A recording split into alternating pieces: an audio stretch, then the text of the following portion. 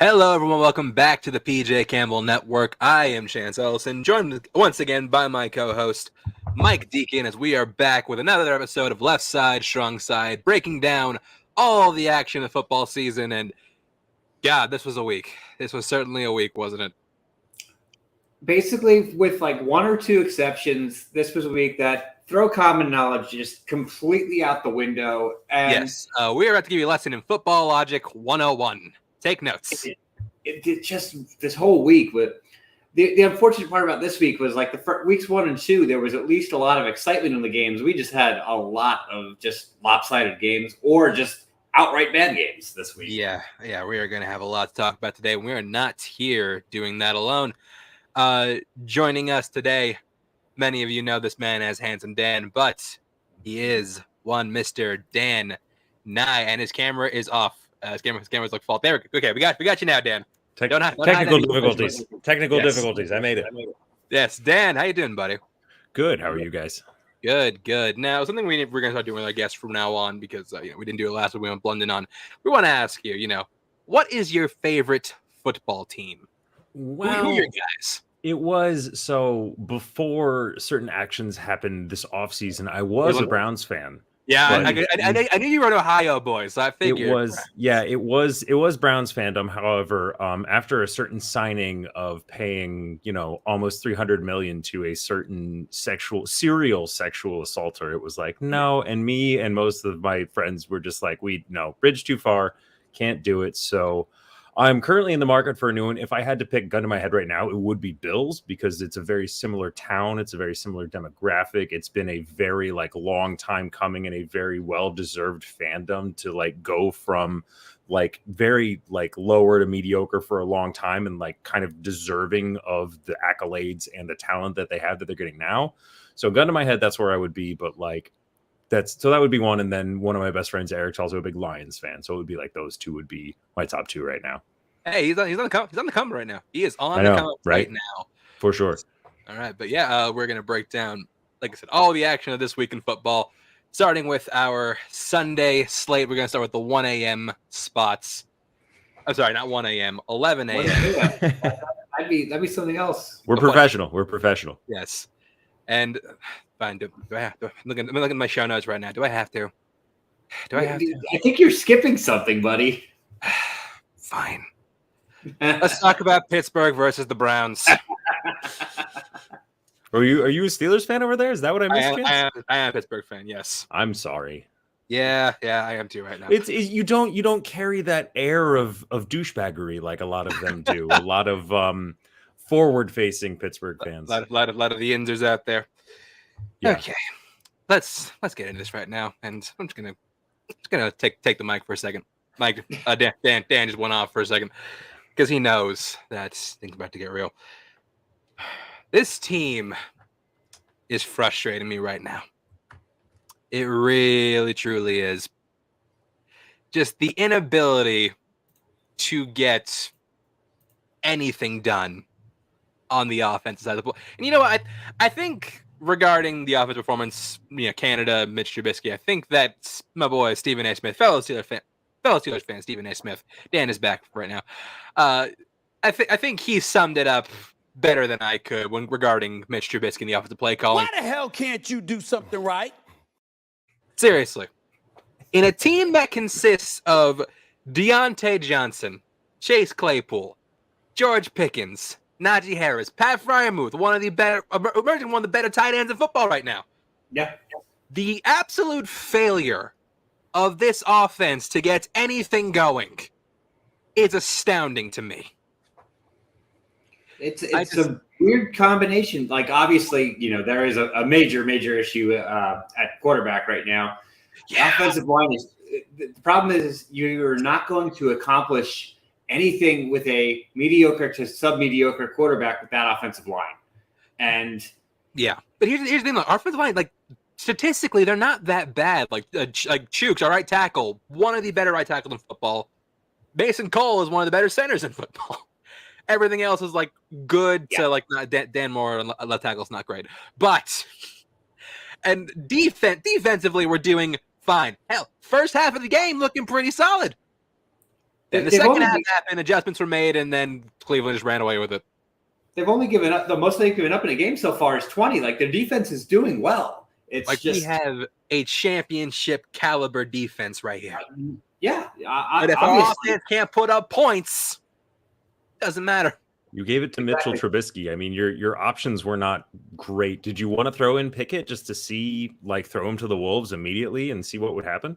You know what? I wouldn't do it against the Browns. This week's a different story, and we'll talk about that later in the show. But I wouldn't do it. And I think this week is the week, and again, we'll get to why. But I think that the offense needs something because Trubisky is not it. Like, there's been compilation of videos, tapes of him just consistently missing wide open receivers down the field. This dude won't throw down the field.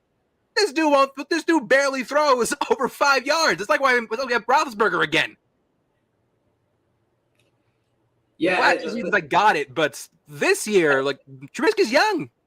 Right, and the thing is, Trubisky can still move. Like, Roethlisberger was a corpse. You know, he basically was there, just there to either throw it 15 yards down the field or get sacked. Trubisky historically has actually been one of the better, rushing quarterbacks in the league. He's never been, immobile or anything like that.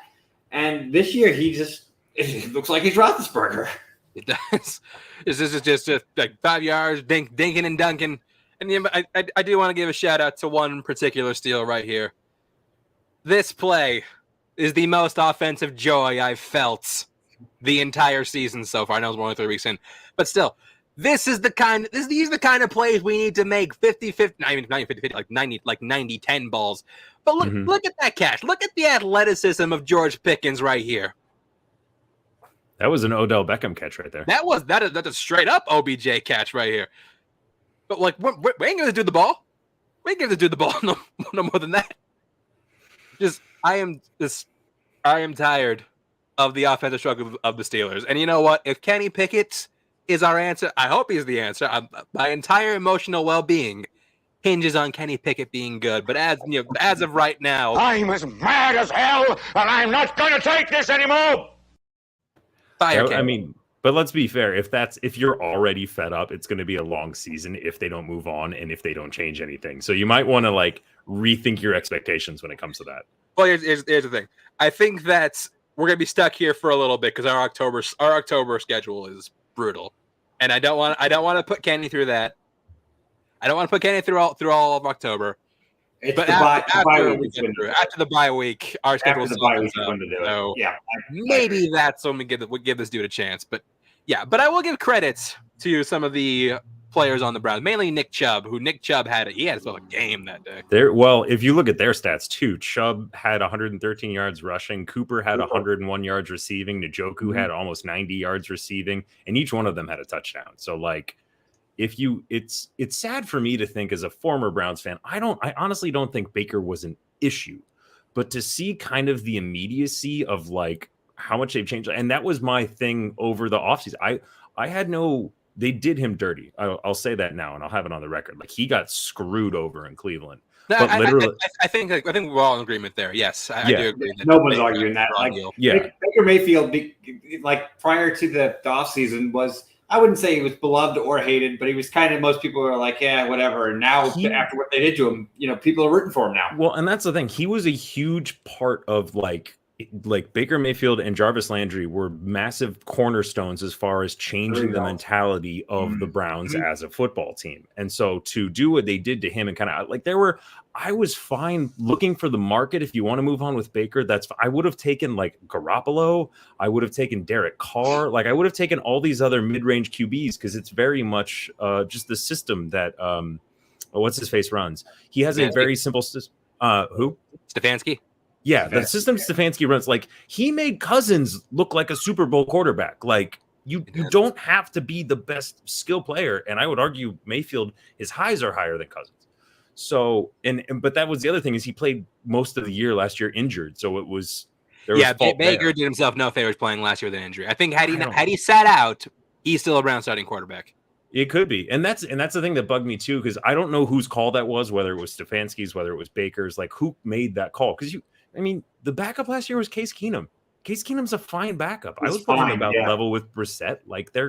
They're fine. So But like, yeah, that's the thing, is the talent that they have a shot at winning the division. Now, if the Ravens keep playing the way they are, who knows? Yeah. But yeah, We'll as a get to Steelers that. fan, I'm frustrated, but I do have this week to look forward to for a specific reason, which we'll get to later in the show. But let's talk more about some ugly football, because the next game we're looking at is the Texans versus the Bears. Yeah, this was a rough game. Just offensive ineptitude on both sides of the ball, with like both teams having shining unexpected running backs prior to this. You know, if you're talking 4 weeks ago and you're telling me that Dameon Pierce and Khalil Herbert were going to be like superstars in this game, I did not think Khalil Herbert was capable of this. That's insane. Yeah, he's really made a point, even if Montgomery is back, that he might be their A at this point. You know, they're always going to be a 1A, 1B, but I think he's the 1A at this point. He's played even in the other game, you know, the first 2 games, he didn't get as many opportunities, but he made the most of them. So his stat lines don't show a lot, but he didn't get a lot of opportunity. But his yards per carry are really good, and obviously he's hitting the end zone. So I really think Khalil Herbert might be their option going forward. Yeah, and on top of that, I think you have to look at the Bears' defense. The Bears' defense is able to clamp down and makes really good splash plays when necessary on defense. Whether it was interceptions or I don't know if they had any fumbles, but they definitely had 2 picks. Yeah, and Rokon played really, really well in this game. You know, he played the way that he's supposed to, as you know, essentially their franchise defensive player at this point. You know, he's the most important guy on the field. He's the best player they have right now. Yeah, and he played like it this week. You know, Davis Mills certainly made his job kind of easy, but you know, Rokon looked great. Rokon and Herbert look great. The rest of that team still looks like a mess. The thing I want to touch on real quick is just the failure of Fields that keeps persisting. This team is 2-1, despite the fact that their QB is just like not playing well. He's not like. You know, he's shown last year, especially that he has the speed to keep them alive, but he's just has not shown any progression right now in the passing game. And, you know, you look at other rushing quarterbacks, every one of them at least who's survived in this league has learned to stand in the pocket when they need to. Fields has not done that yet. And you look at 106 yards and 2 interceptions. It's not NFL numbers at all. Yeah, Duke completed 8 passes for the entire game. Yeah, the most proficient receiver had 40 yards of reception. So here's my question. On 2. Yeah, on 2 catches. Here's my question. Do you think that, say the Bears, you know, they're 2-1 right now, but let's be real, this is the Bears. It's not going to last. Say that they lose enough games to land a top draft pick. Do you move on from Fields? I don't think you do it yet. Not this year, no. Because he's still on his rookie contract, you still ride that out, and then if you give him one more year, see if you know they need help everywhere. There is really not a position on that team that they don't need, you know, that they couldn't improve. Maybe tight end they're fine at, but really look at the rest of that roster. They could use help everywhere. The Bears are in a draft the best player available situation, so I wouldn't move on from him yet. But you know, you got to keep the leash on him. I mean, if I'm the Bears, I'm definitely looking to shore up my O-line. And that might be the biggest area of concern for them right now. But yeah, it's really basically all we got to talk about for the Bears-Titans game. Moving on to two teams that are desperately are clawing to get their first win of the season. The Raiders versus the Titans. Here's the thing I noticed about Tennessee in this game. One of their biggest problems last season was their refusal to finish off their opponents. Mm-hmm. It happened last season. It happened in the playoffs. It happened week 1 against the Giants, and it almost happened again here. Almost again, yeah. They play 3 quarters and then just lay down, essentially. Yeah, just turn it in. It's fine. We can do this. I think because the Titans did end up winning this game. I think the offense. I think the thing you have to attribute the loss to on the Vegas side is they couldn't really. Couldn't do anything when it mattered on offense. Looking at their stats right now, they were 1 for 12 on third downs. That's not good. That's quite bad, actually. Not to mention just the fact that they have 3 great weapons in, of course, Devontae Adams. You got Hunter Renfrow, despite the fact they had a fumble last week that lost in the game. And they have Darren Waller, who, by the way, dropped 3 passes that easily could have been touchdowns. But like they were fortunate that Hollins stepped up. Like Matt Hollins, where did this kid come from? Yeah, he emerged out of this game. And again, who would have thought? Obviously he got more opportunity because Renfrow was out, but I didn't see that big of a lead coming out of him. He definitely proved that hey, maybe he's the their number 2, and if that's the case, going forward, if they scheme correctly, this should actually be a good thing for Devontae because they won't be doing quite, right now it's blanket Devontae and then whoever's the other guy is going to be open. But if he can continue to do this, Devontae might all of a sudden become even more of a threat than he was. It's really interesting too, and especially since you still have I don't know whether to make heads or tails of Josh Jacobs, because it's like they came in and since they had him, it's you'd think he'd be the guy forever, and he's been hurt, he's been sick, and they seem to get like 2 to 3 great games out of him a year, but it doesn't seem to be enough that he's really making his impact. And I have friends out here who are Raiders fans, and they're like, this has just been. It's rough for them to watch too, especially them being 0-3 in the division that they're in. That's already going to be a big hill to climb to come back from that. Yeah, and the only 0-3 team in football right now. Yep, they have the worst record in football, which is crazy considering the Texans exist. Yeah, the Texans, the Seahawks minus Russell Wilson, which we'll get to all that later, and not to mention you thought this was going to be the division to be like maybe the best in football. Right. Not exactly true this year. At least not yet. Not yet. Right now. Jury's out still on both. Obviously 2 teams substantially underperforming in that division. One is ravaged by injuries. One, just kind of doing what you'd expect them to do. But the AFC West was on paper a juggernaut, and boy, they do not look like one right now. Yeah, it's a rough going, but honestly, after this game, it's looking like McDaniels might be in the hot seat. I don't know why this dude got another chance to be a head coach to begin with, after what he did with Denver. It's a very much like a what do you call it? Like a merry-go-round. Like somebody's always going to find a new like they don't bring a whole lot of new head coaches in. You just move to a DC or an OC somewhere. Yeah, like. I wouldn't be surprised to see some of the oh God, I can't pull there were some awful coaches for Cincinnati and the Browns for so many years. Wouldn't be surprised to see one of those guys getting. Yes, that's who I was trying to pull. Thank you. Historically bad record. Yeah, Hugh Jackson, Marvin Lewis, all these other coaches. Yep, exactly. But let's talk about the opposite side of your state, Dan. Let's talk about you up there, Mike. Let's talk about the Bengals versus the Jets. Remember how good you felt last week, Mike, after your upset win on the Browns? Hope you enjoyed that week. Yeah, I said last week it might have been my only week to be happy, so I was relishing it. This is the one game, I think, if you go back to prior to week 1 and looking at what happened in week 3, this is the one everybody would have predicted right, because pretty much this game went to the expected script. It's one of the only games of the year so far, I think, that did exactly what you expected it to be.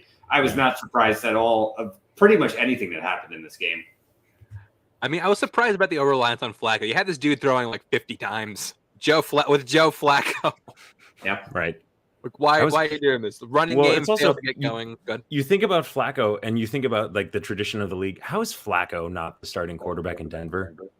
Doesn't that just seem like where he would end his career? Yeah, well, I think he was in Denver at one point. He was so bad there, though. He was, surprisingly. I think he was in Denver and got that's like Brock Osweiler or something. Brock Osweiler took over for him. Yeah. Oh my God. And then he got that ridiculous contract after the Super Bowl. He did. Mm-hmm. Oh yeah. That was maybe Baltimore's big mistake, and probably the reason Lamar hasn't gotten paid yet. Yeah, right. I kind of agree on that, and we'll get to Lamar in a little bit, but looking at what happened with this, the Jets right now are obviously, it sounds as if Wilson is going to be returning, so obviously their offense is going to have a very different dynamic. But Flacco, he's throwing the ball 40, 50 times a game, and the vast majority of the passes are like less than 7 yards in the air. And it's not difficult to scheme against him. The Bengals have an okay defense. They're not great. They're not terrible. And they looked like superstars out there because it was Joe Flacco. And the Jets have weapons. It's just the only person this week, for whatever reason, that he became tunnel visioned on was Tyler Conklin. And after Tyler Conklin, nobody else on the Jets put up any kind of real numbers. Like Garrett Wilson was having a very nice game aside from the injury, which I was surprised when that injury happened, and when they said it was ribs, the way his neck snapped back. But, Garrett Wilson is like on the offense right now, the sole bright spot of the Jets.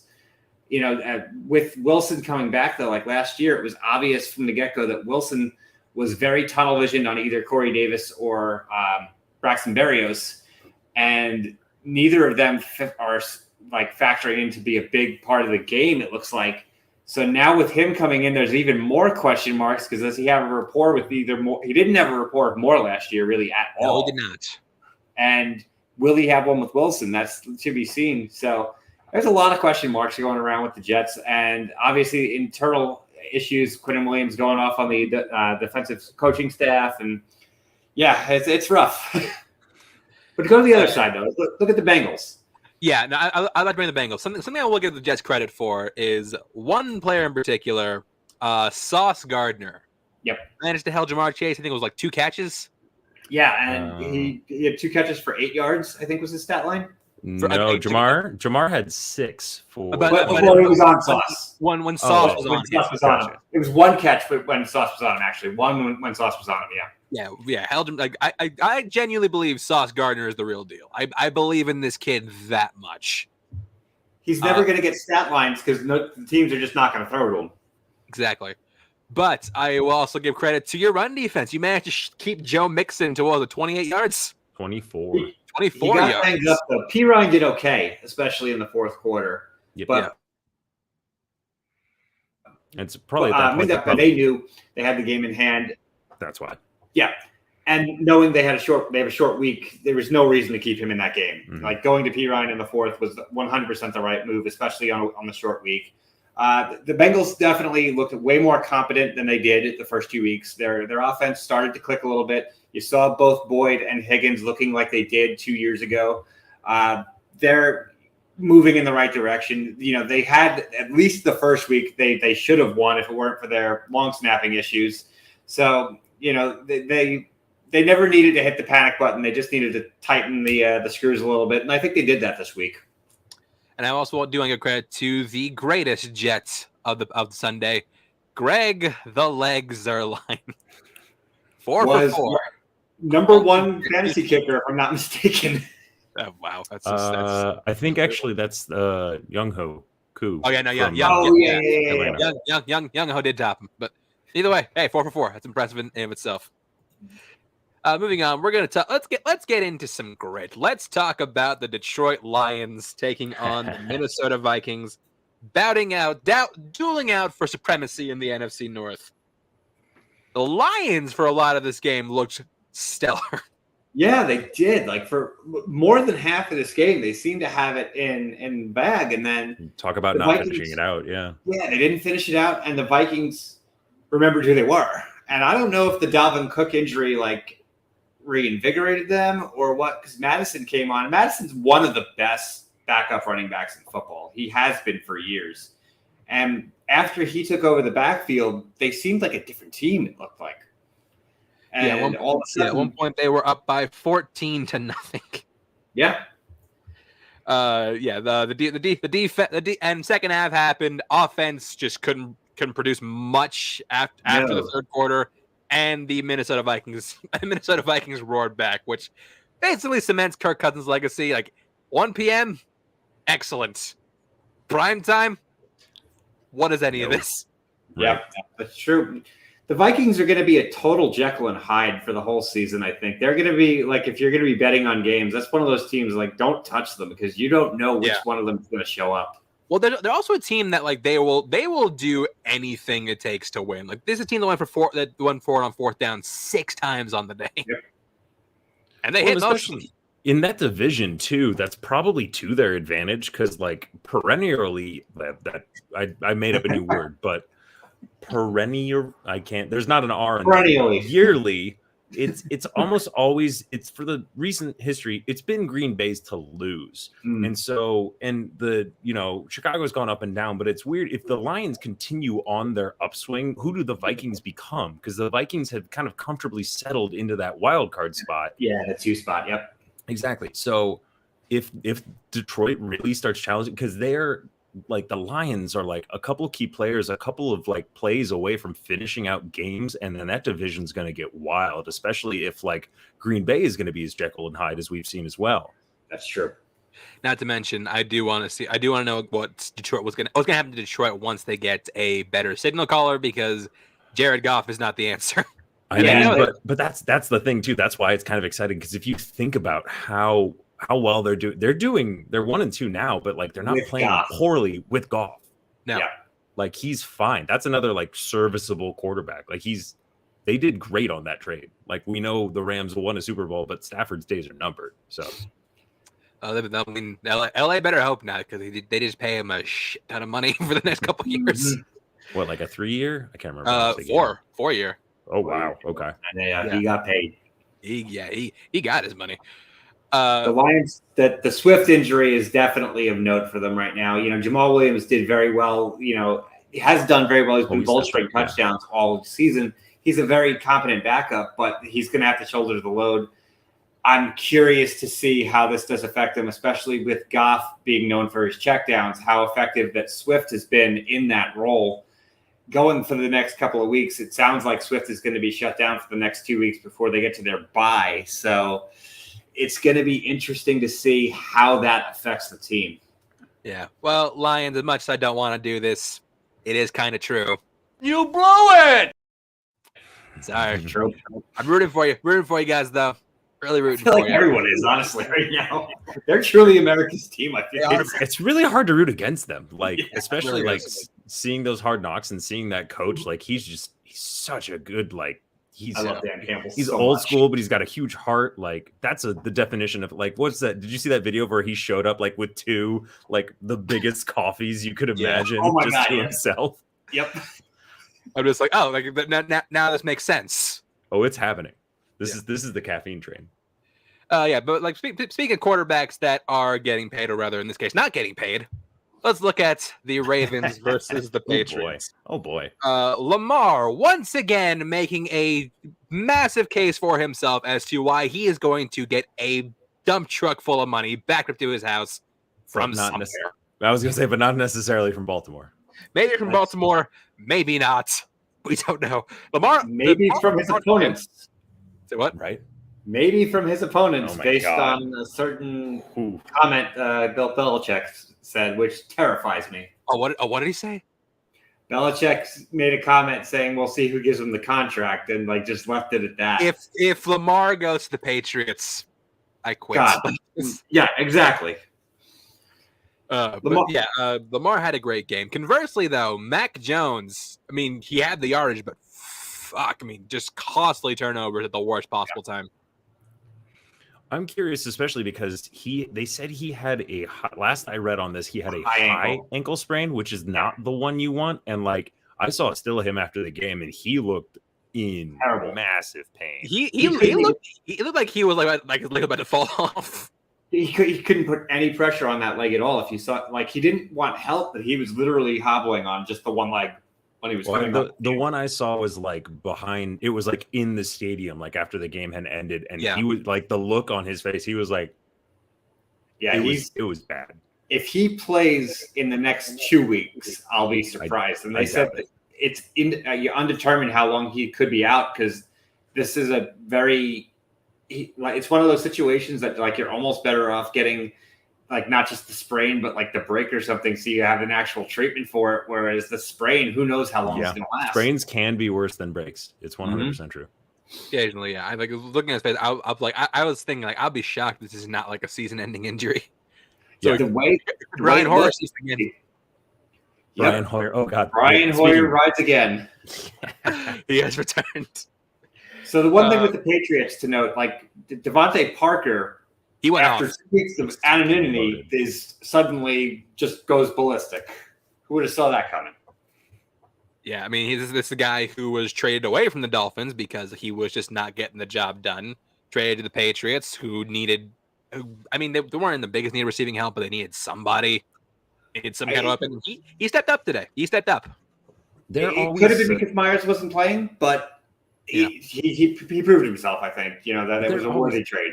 The really interesting thing about this is like the Patriots are always they're the best scheming, especially with Belichick. As long as Belichick is at the helm, they're going to scheme great to their opponents, and it's interesting to see him play with because he could throw the janitor behind a quarterback and still somehow put out a good game. Like that's just the type of coach that he is. And so you always look at he takes people past their prime. He takes people in trouble. Like when Antonio Brown got kicked out of New England, that's when you knew he was screwed. Right. When it was like, you can't even produce, no one else in the league is going to touch you, but Belichick is going to be like, no, if you can't straighten out for him, you're not going to straighten out for anybody. So it seems like he can MacGyver anyone into a team.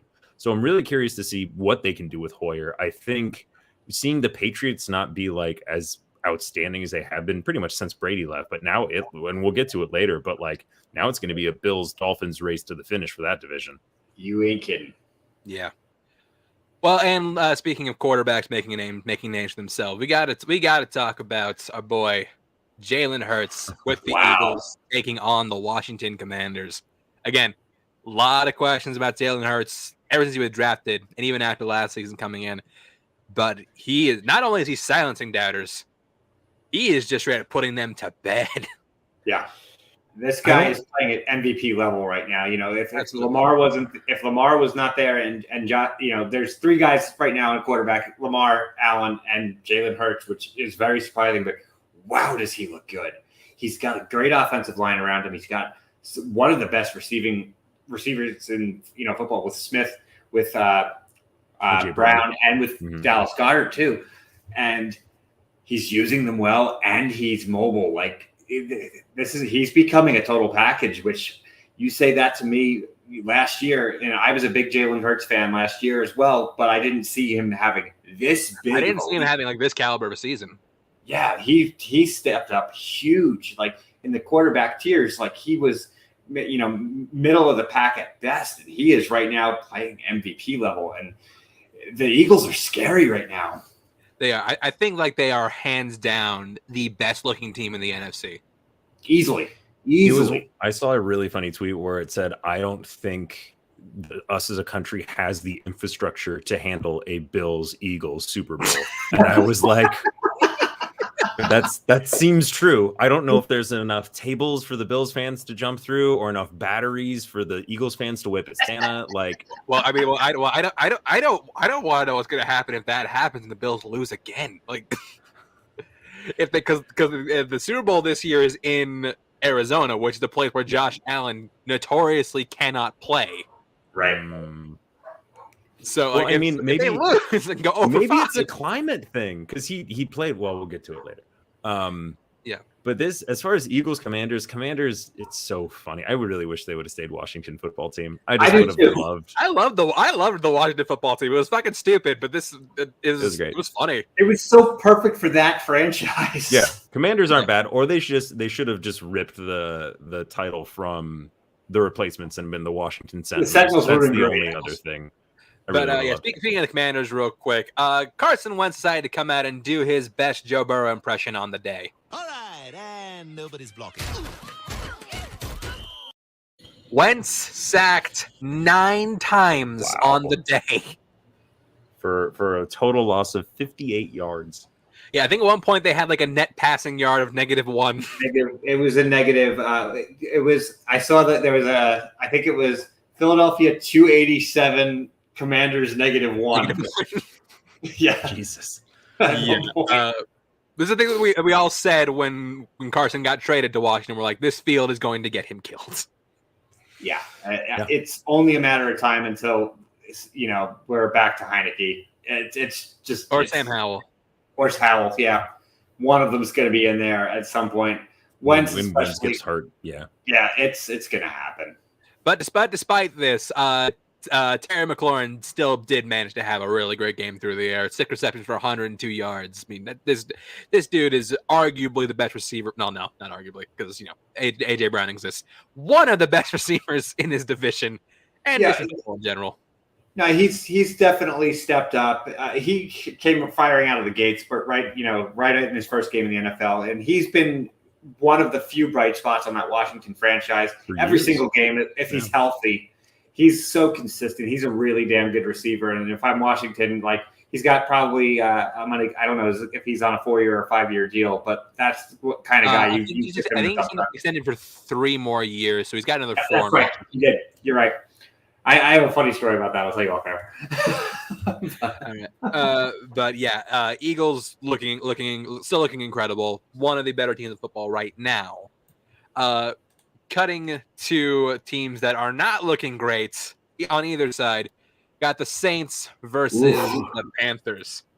This is a game we thought was going to be a rollover for the Saints because the Panthers just look really bad. But here's the difference. One of these teams turned the ball over 3 times. Exactly. The other did not. Yep. Yeah, the team that did not was the Panthers, and that's the reason they ended up winning. Sure. Yeah. I feel like there's not a lot here. It's interesting to see. Yeah, like Carolina has been just kind of, I feel like they've been struggling to find their place in this division, especially like once things moved on and Brady came through the division and then you had Breeze go like in it for a little bit and then he left as well. Like there was a point where that division like had Matt Ryan, Drew Brees, and Tom Brady all at once, and then it was just ridiculous. And the Panthers were going, well, then fuck, what do we do with all this? But now it's like it's more up for grabs, and even we'll get to Tampa Bay in a minute, and they didn't look great. So it's like somebody from this division has to win it. But at this point, it doesn't look like anybody wants to. Well, like this is in the conversation for like worst division in football, which is strange considering again Tom Brady's in the division. Yeah. The thing is, I'm impressed that the Panthers managed to win despite the fact that offensively they were just like not very good. Baker once again not making a good case for himself for Cleveland moving on from him. Right. I mean, but for him being the best, and we can talk about it when we get to the Seahawks too, for him being the best option for Carolina, for sure. I still think it's Baker over Darnold any day of the week. Oh, absolutely. At anybody they had there, yeah, absolutely. He's the best option they had. I don't think Sam Darnold wins this game.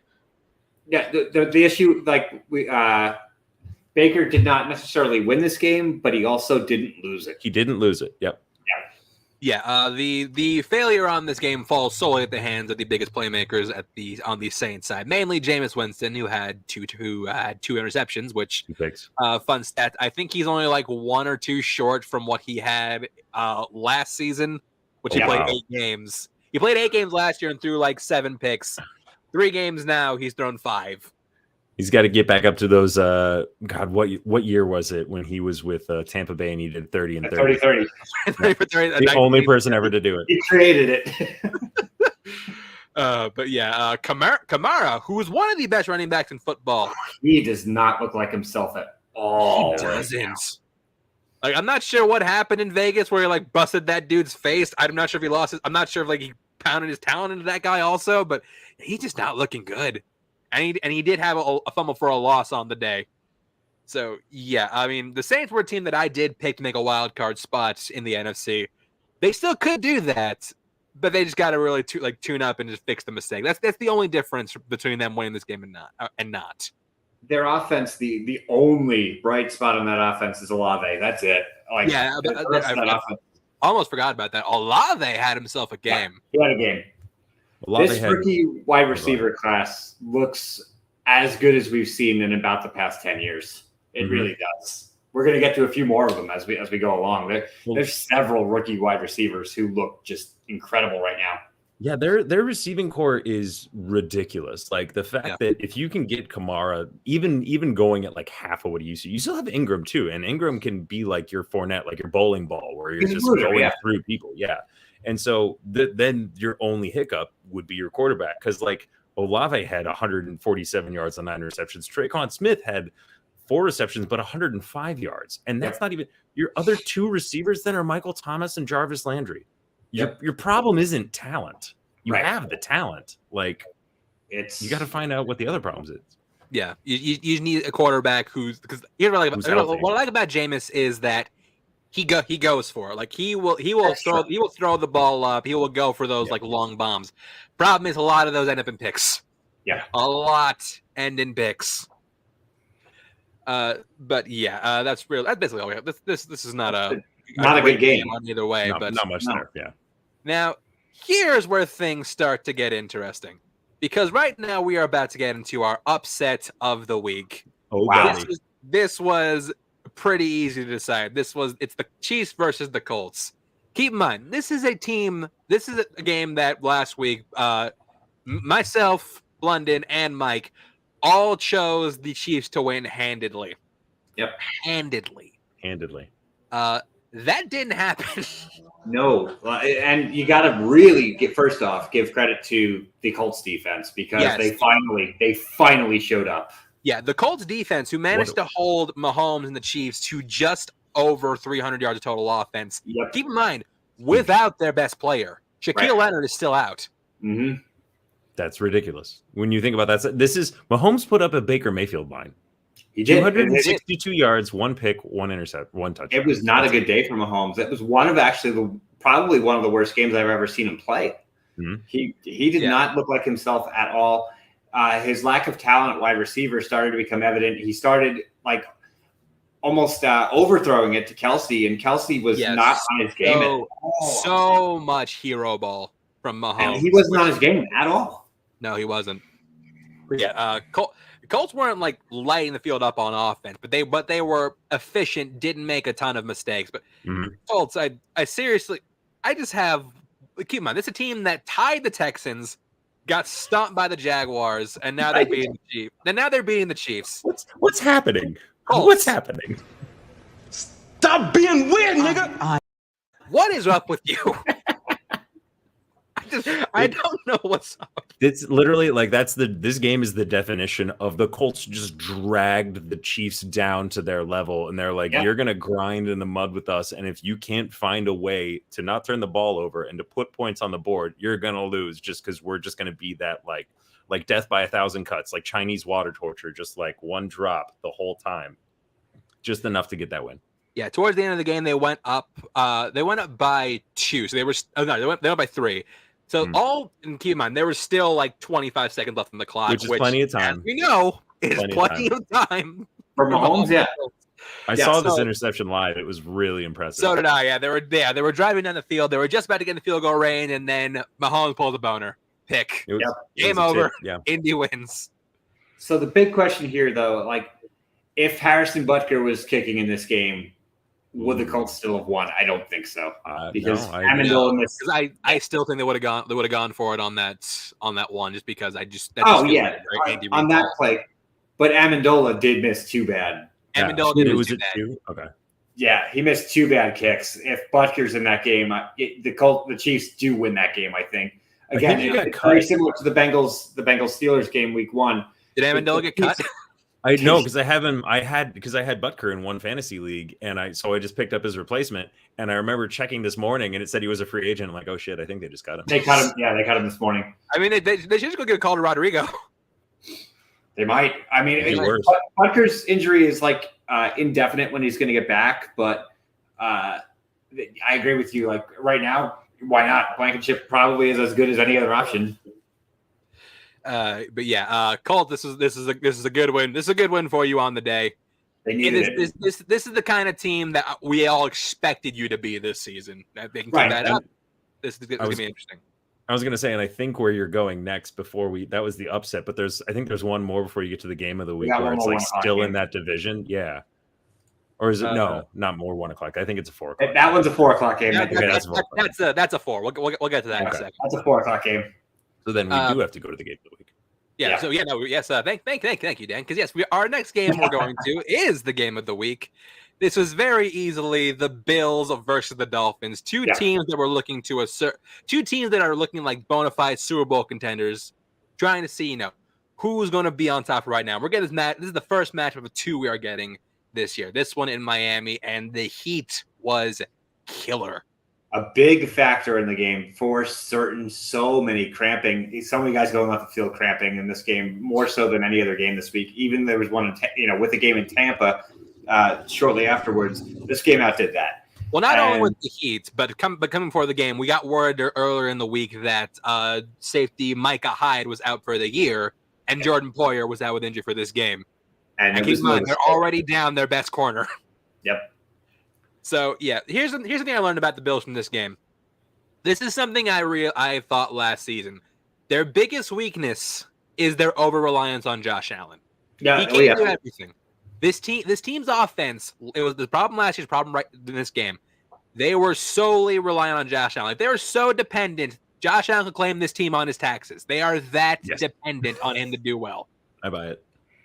Yeah, 100%. Like they have no run game what to speak of. Like even in their two blowouts, they have no run game going right now. Singletary had big numbers, but it was because he had so many catches. Yeah, it was all in the air. Yeah. He had big numbers through the air. The thing is, like offensively, the Bills were firmly in control of this game. They possessed the ball for nearly 20 minutes over the Dolphins. Not only that, the Dolphins didn't even possess the ball for 20 minutes. Right. The Dolphins just were efficient, and that's why they were able to not only stick with the Bills but wind up getting them in the end. The Dolphins played an efficient and smart game plan in this game, whereas the Bills looked erratic for a lot of the game. Josh Allen was trying to, you said it before with Mahomes and Kelsey, Josh Allen was trying to play hero ball, and it worked at sometimes, but other times it was just like, you can't carry this whole team. You got to establish, if you're going to have the ball this long, you have to be putting these points on the board. Well, and I said a little bit earlier, just to a friend of mine, where I was like, the Dolphins did a very good job of bend don't break, where they absorbed so much. And if you're looking at the stat line, like Buffalo should have won. I think I remember hearing that they ran like 90 plays. Like Allen had 63 throwing attempts. 63 times. Yeah, like this stat wise, if you look, it doesn't make any sense that they lost, and they could have won if they would have had like just a tiny scheme, or like even if that receiver gets out of bounds quicker. Like there were so many. The way that game ended was just bonkers. Yeah, well, let's get into that real quick. First of which, they had a goal line stand to keep him out of the end zone. We thought, okay, which is impressive. So which was impressive. Punt. Run. So we're like, okay, so run the ball to run out the clock. Message did not compute. They had to punt, and we got maybe the greatest play of the entire weekend.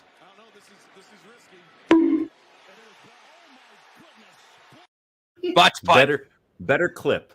Butt punt or butt fumble? Nothing beats butt fumble. Nothing beats butt fumble. It's the all-time great. But this is probably now Mark Sanchez's new favorite play. Probably. Mark Sanchez was the heat off of him. Yep. We have the trifecta. You have butt fumble, buttception, and then butt punt. Yep. Ironically, the last two were both involved Miami. Yep. Dolphins. So the Bills managed to get the ball back because one out of the end zone, that was the safety. So they're driving in the field. They're only down by 2. All they have to do is get into field goal range to win the game. Here's where some genius comes in. So right now, 2nd and 20 at their own 44. Josh Allen managed to avoid a sack, dumps it off to McKenzie. But here's the problem. He doesn't get out of bounds. Nope. Clock is still running. And as you can see, literally no Bills players is showing any urgency to line up and spike it to maybe try a long field goal. The clock runs out. They don't get the clock. They don't get the spike in, and the Bills end up losing. Terrible way to lose. Terrible. Yeah. Just absolutely terrible.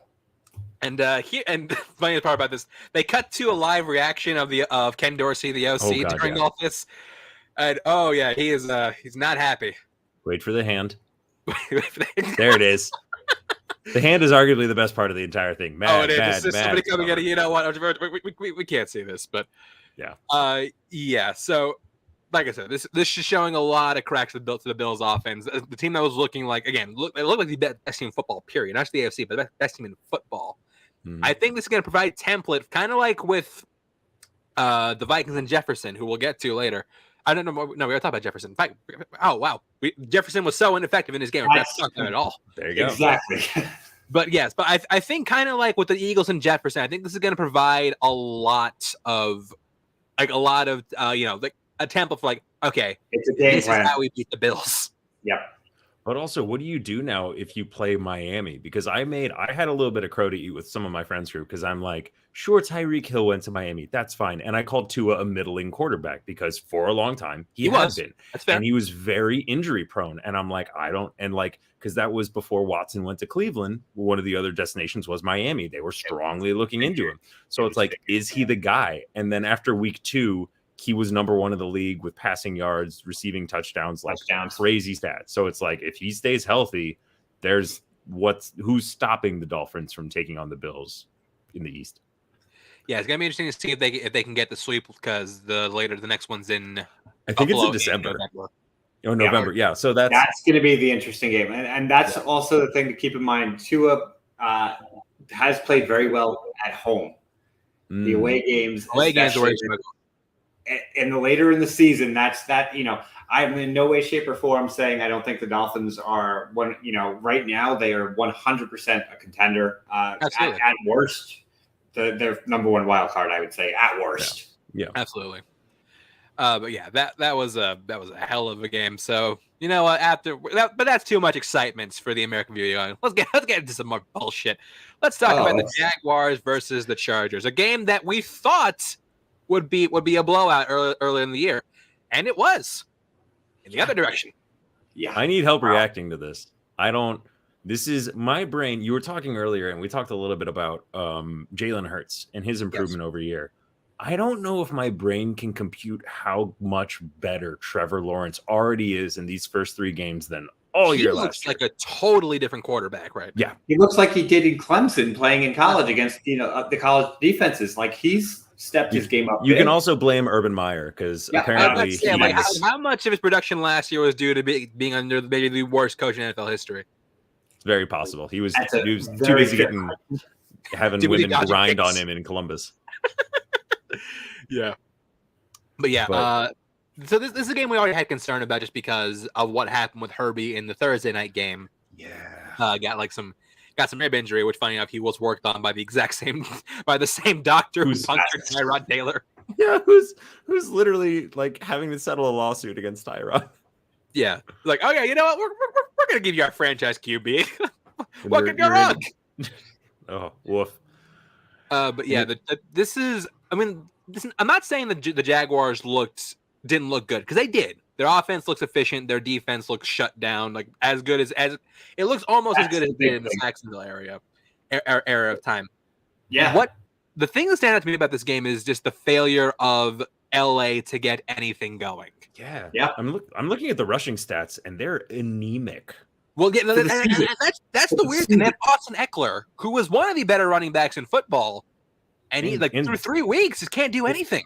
You also have Sony Michel, who's no slouch either. So like, I don't know, and that could be due to the injury of Herbert, but like, and because they have a great receiving core as well. I mean, Allen is injured, surprise. Right. But like, Palmer's looked good.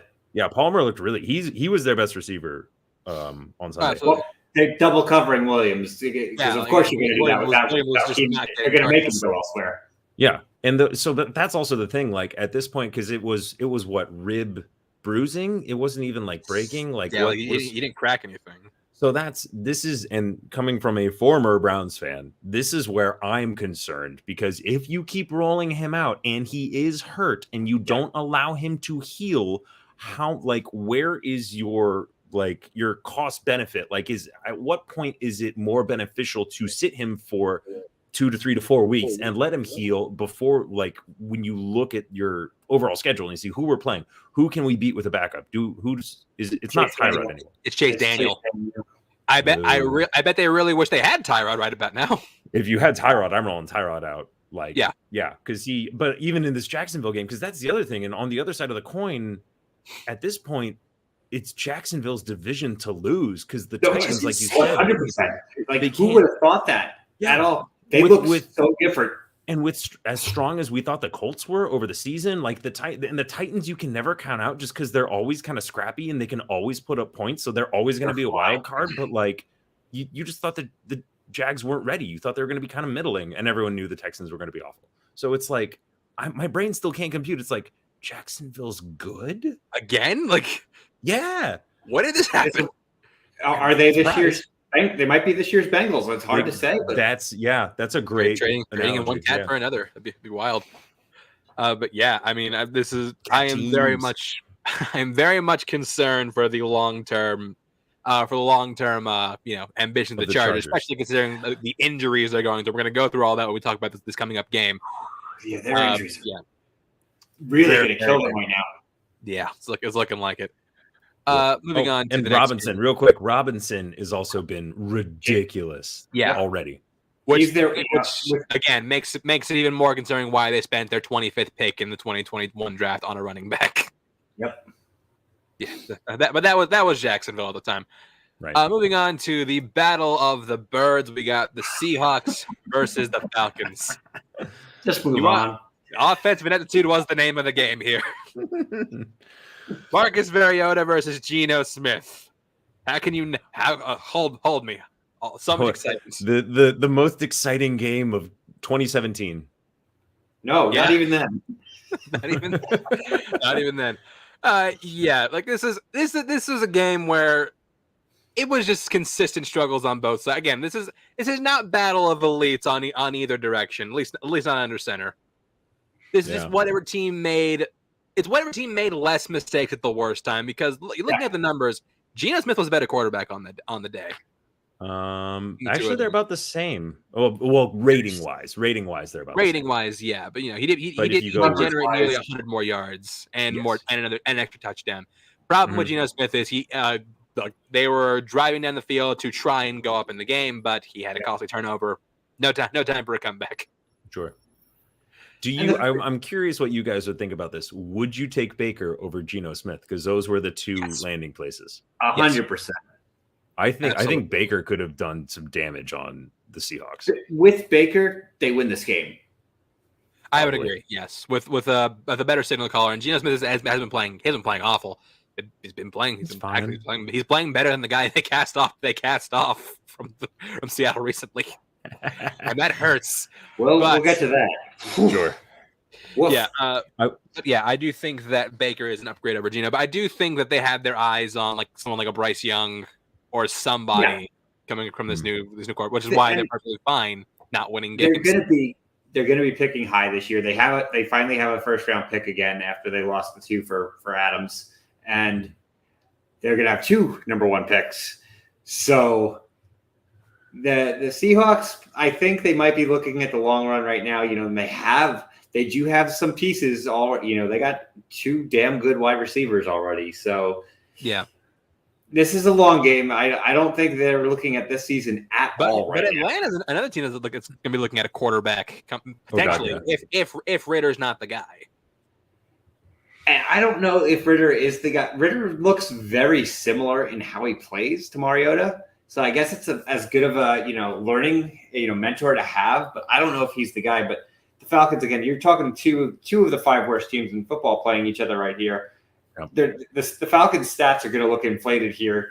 Pitts finally had a game. Patterson, eventually.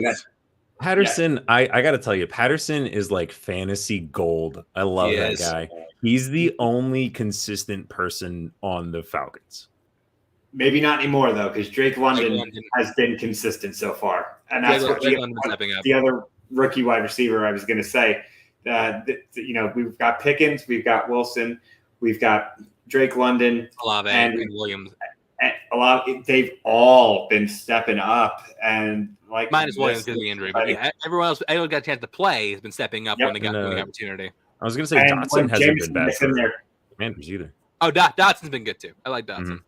Yeah, John Dotson. Yeah, and he had a down week this week, but the first 2 weeks he's played really, really well. And you mentioned I called Jameson Williams to be offensive rookie of the year. He might not even have a chance to get that with the way some of these guys are playing. Because by the time he's on the field, there's just 2 or 3 of them that are going to be like, "Hey, we've already thrown our name in there, and you should get out of here." But yeah, this is an exciting offensive wide receiver rookie class. I'm very excited to see several of these guys going forward for 10, 15 years. Yeah. Moving on from this game, we get some real excitement. We got the Packers versus the Buccaneers. Wow. Now, look, offensive ineptitude has been a big theme throughout the entirety of not just both teams, but the entirety of the weekend. Yeah. And this one, don't expect offensive ineptitude from Either one of these quote teams. unquote greatest of all time. Yep. Something and he threw the ball game is that 42 times. 42 times. He's pissed at his receivers. He's pissed at his line. He's pissed at his play calling. This dude does not want to be here. Yeah. The stat line, it just passed by. The stat line of the day is Russell Gage. 12 receptions, 87 yards. Yep. 12 for 87 for Russell Gage right there. Yeah. That like the Packers are the Packers defense gets a lot of credit for this, but the Bucs cannot move the ball down the field at all. No, they can. And you know what? You want some real goat behavior? Tom Brady. It took Tom Brady over 59 minutes to score a single touchdown in the game.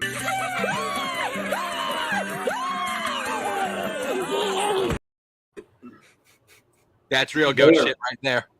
They are so fortunate that defense is playing as well as it is because they are. Yeah, the defense is the only saving grace of this team right now.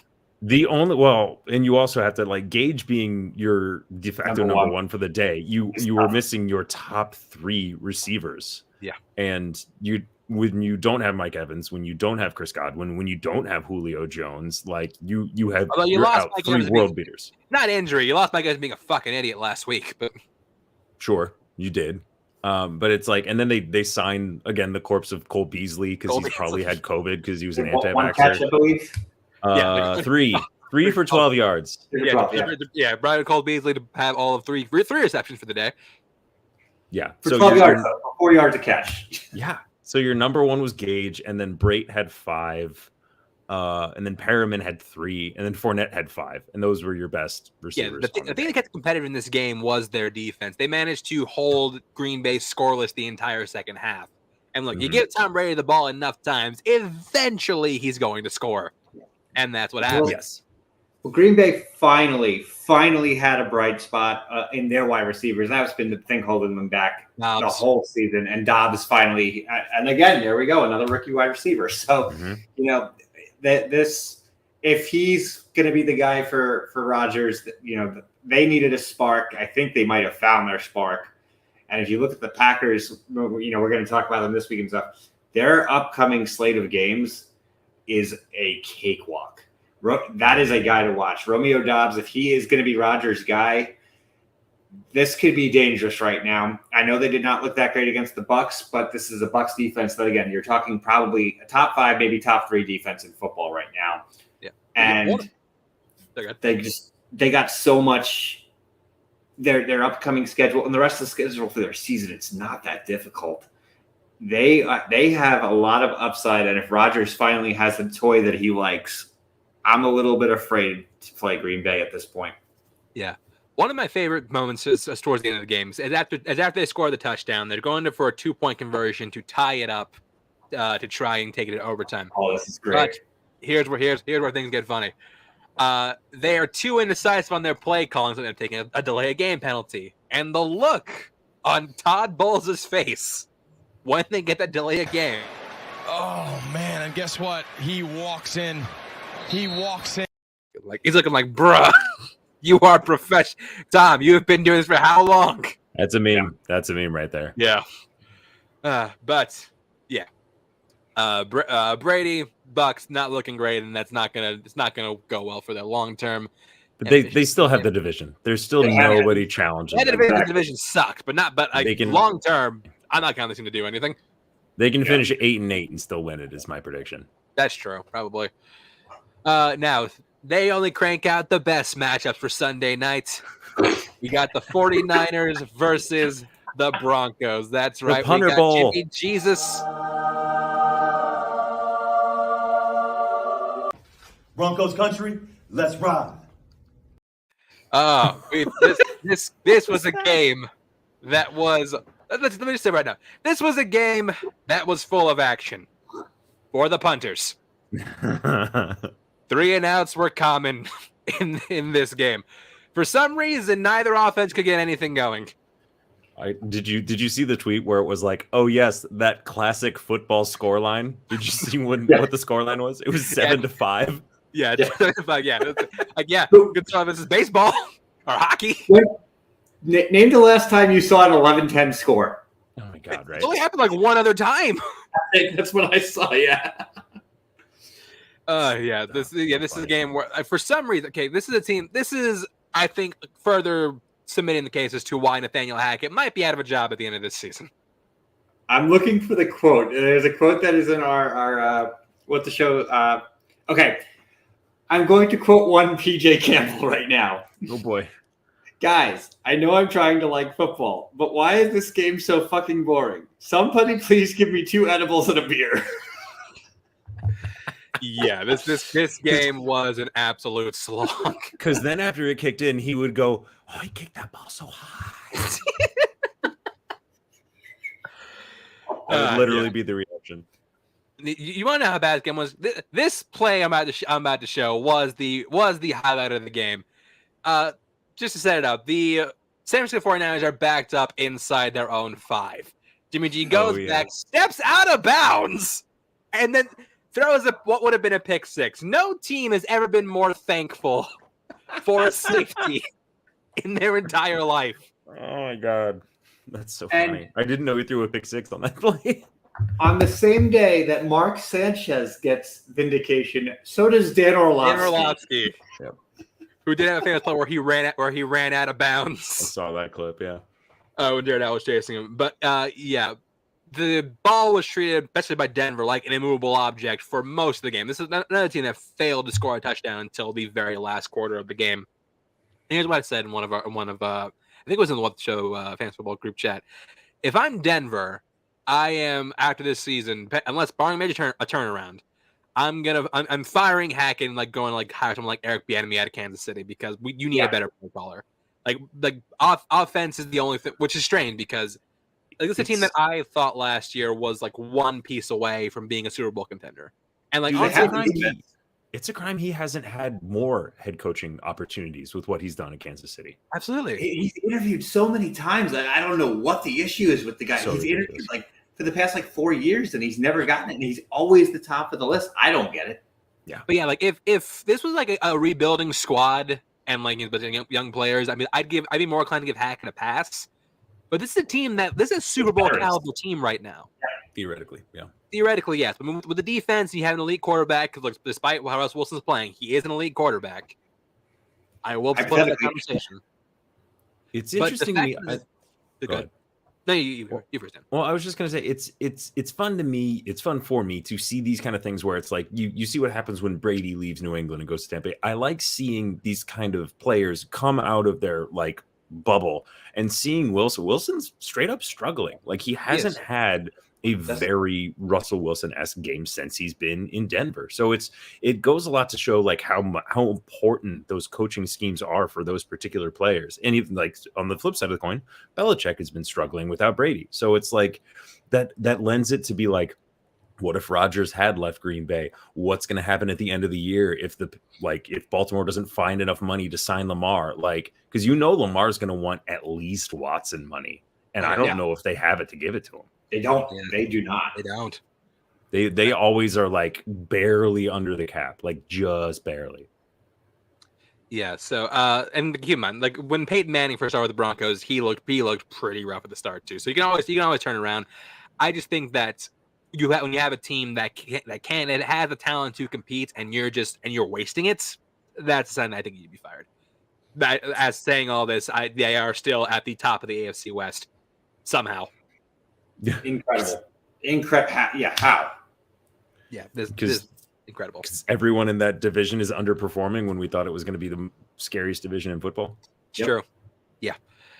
And last game we're looking at, this was Monday night. Cowboys versus the Giants. We learned a very hard truth about the Giants today. We skipped one. Did we? We did. Oh fuck! I did skip one. My bad. Do you want to do this one first and then go back? Yeah, we'll go back. Let's talk about this one right now. Rams versus Cardinals. I'm sorry. Cowboys versus Giants. We'll talk about this right now. Looking at this right now, we learned a hard truth about the Giants.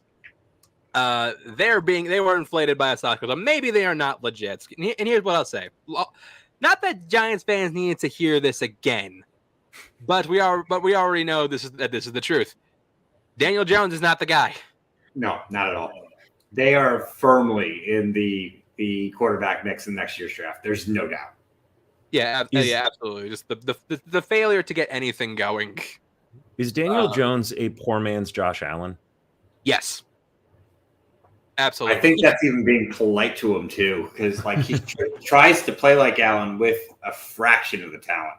But he has the run numbers to back it up. He just doesn't have the passing numbers to back it up. Right. And he can't make things, Allen makes magic happen. When plays should be dead, he gets 10 yards. Daniel Jones, trying to do the same thing, will throw a pick six every time. Fair. Yeah, not to mention when looking at the game, like the Giants had this for a fair amount of it, but then the Cowboys remembered, oh yeah, we had some upper echelon talents on the team. With Cooper Rush, who thought he would be a fine replacement for Dak? And that's exactly what he's been. He's been fine. And that's what they needed out of him. With the defense they have, the Dallas defense is still very solid. Their offense obviously has struggled to gel this year, but their defense has kept them alive in all of these games. And look at them right now. They're 2-1. But with the exception of the Eagles, they're in the NFC, which it's not going to stun me to see them somehow weasel their way into a wild card spot, because Cooper Rush is playing fine. When Dak is, you would think, the better quarterback, but they have such a good defense, and they do have their offense. Their offense has got some grade A talent on it. It's just a matter of them, utilizing it better. Like that pass to CeeDee Lamb in the second quarter, where he just outright muffed his hand just turned to bricks. Kellen Moore with the thumbs up was that was the funniest thing. I was going to say outside of that, but he finally showed up where he put up a stat line like second half. CeeDee Lamb made up for it. Yeah, he's on my fantasy team, and I was losing my matchup for the week in fantasy, and like he was my last player playing. He got that last touchdown, saved me for the day. I benched him. In the league. I have him in. Yeah, like he was one of my top picks, but I'm like, especially with I can maybe put him back in now, depending on who they're playing. But it's like if you don't have Dak throwing to you, and like he has a lot to prove since Cooper left. Yeah, 100%. Gallup will help. It'll help when Gallup, and they didn't have Dalton Schultz this week either. So it was pretty much CeeDee Lamb and a bunch of unproven quantities. Noah Brown played well, though. Noah Brown's been pretty consistent for the Cowboys. I did pick him up on waivers in a couple of my leagues. So I mean, he did well. And then their run game was really good too. They had almost 180 yards rushing between Zeke and Pollard. Zeke is playing standard Zeke numbers. Pollard's getting better. Like I'm ready to say at this point, I think Pollard's the better of the two. Obviously, I've been there for a while. Going the two-headed attack is perfectly fine in this case because Zeke's not a slouch, but I do think Pollard has shown more explosiveness. He's the better pass catcher. I would lean more on Pollard if I'm the Cowboys. I think they do. I think they do the change of pace because they have different skill sets as well. Kind of like the big problem with Pollard is the fact that big problem with Zeke is the fact that he has that contract. So that's the only reason he's still here. Mm-hmm.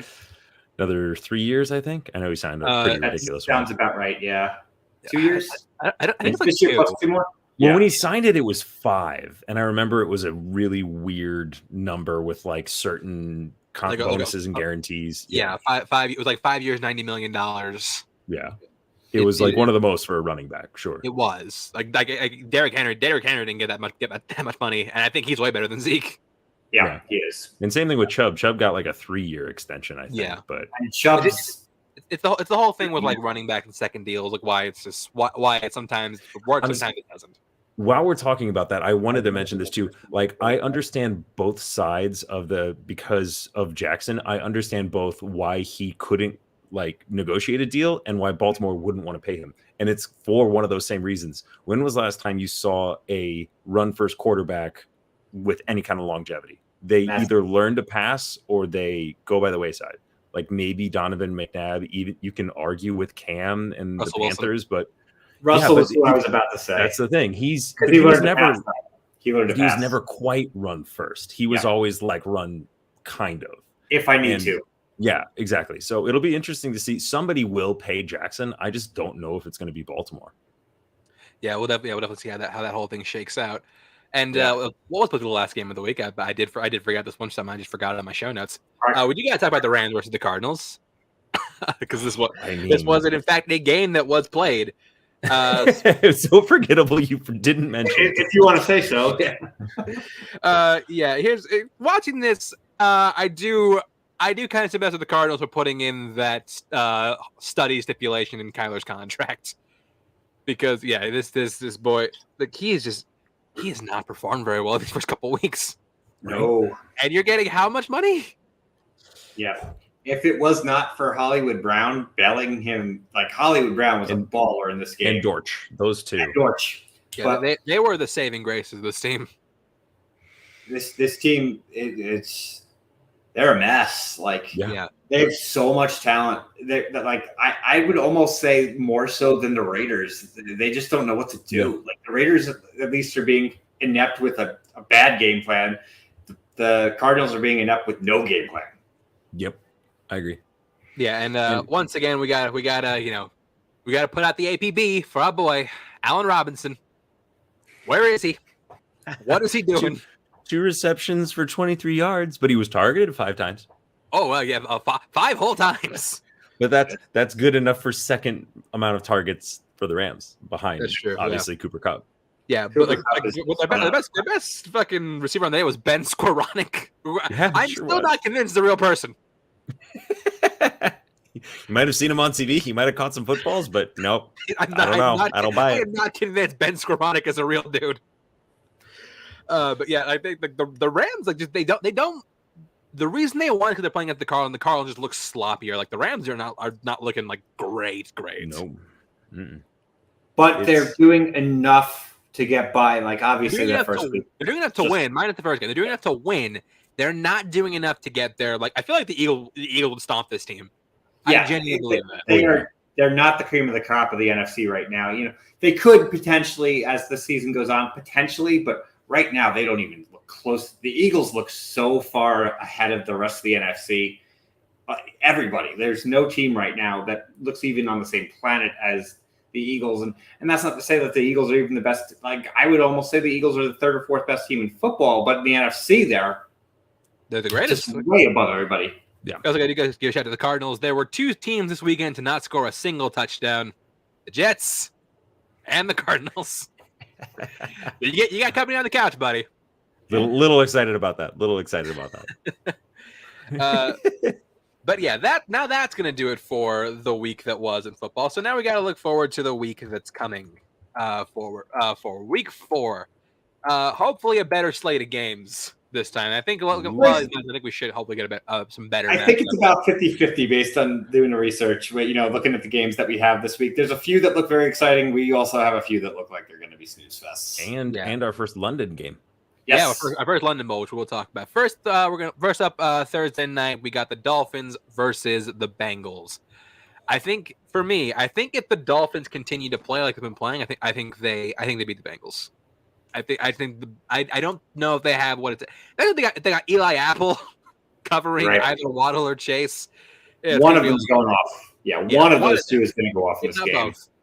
Yeah, I agree with you. The Dolphins right now are just playing well enough that the Bengals are such a. The Dolphins are playing. We said before, bend don't break. Whereas the Bengals are all or nothing. I think that the Bengals are going to make mistakes. Whereas the Dolphins are going to be, they'll play conservative when they have to, and their defense will hold up the Bengals enough that they'll force Burrow into making mistakes. I got the Dolphins. Bengals putting up a fight, but it's not going to be, probably I got like Dolphins by about 6.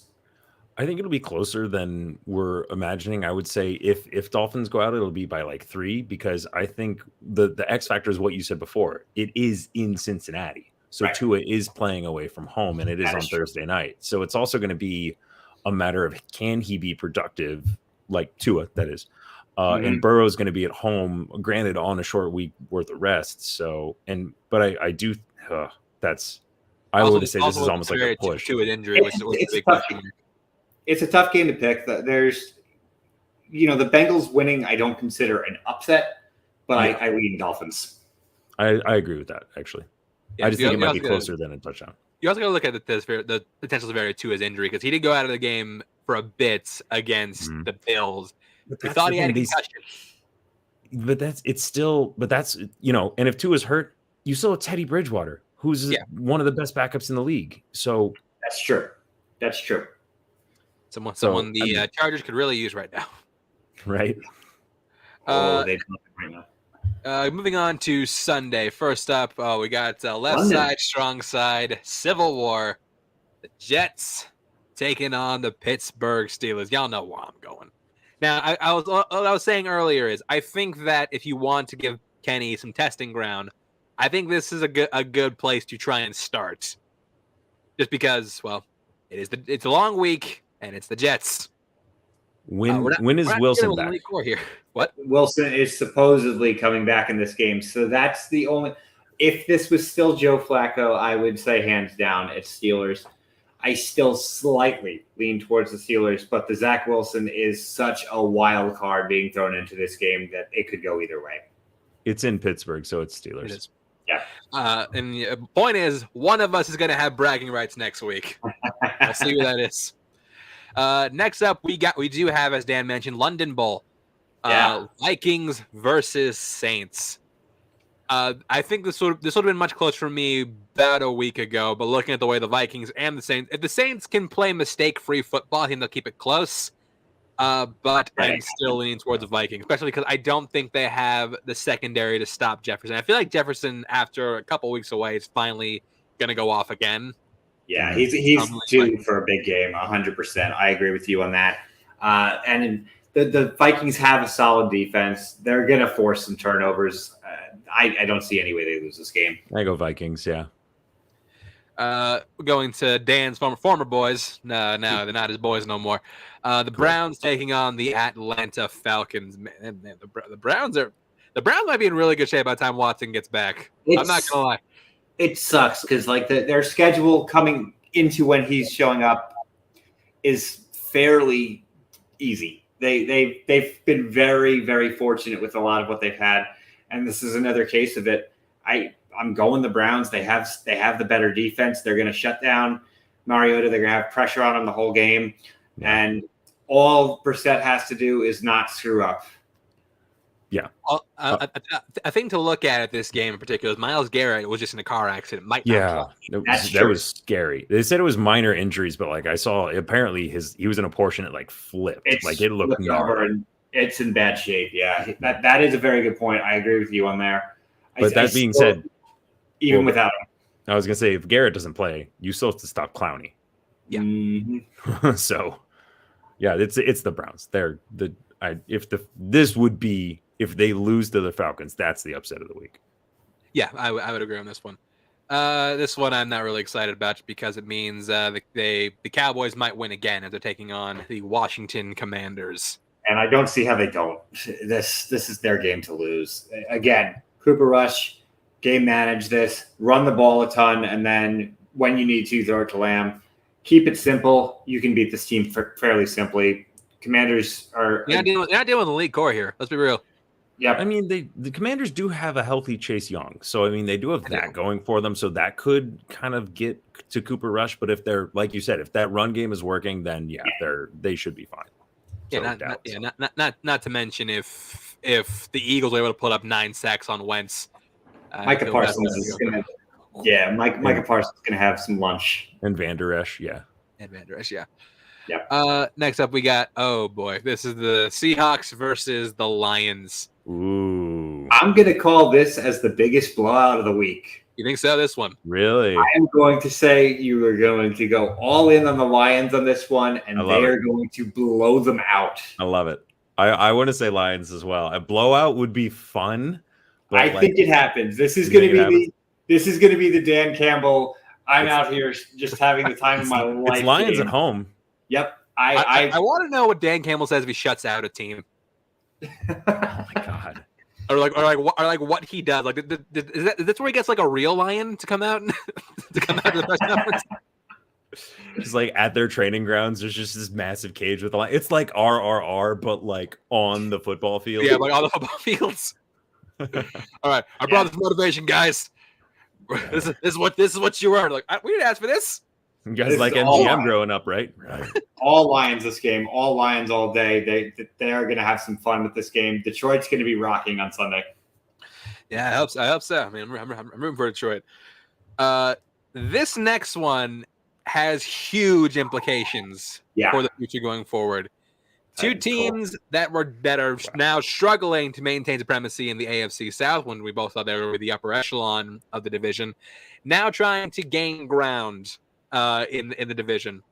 These were two teams that were just the sluggish starts. This is the hardest game for me of the week to pull or to play. I'm not going betting wise. I'm not going near this game. Yeah, I agree with that. Betting wise, it has the lineup on ESPN's website, and it says Indy is giving 3, so it's favoring Indy slightly. And that means a tie, basically. Kind of. Well, sometimes they'll say push, but I agree. Actually, I think Indy's coming off a strong win against one of the best teams in the AFC, and they're at home. So I think if you can do that kind of, if the defense plays, say 80% as good as they did against Mahomes, Tannehill's not going to have anywhere to go. So all you have to do is basically roll out the same scheme. And if you can just reliably put up points on any drive, the Colts have that. Well, now, yeah, I was going to bring that up. They managed to hold Clyde Edwards-Helaire. He had 7 rushes for no yards. Right. But horse of a different color.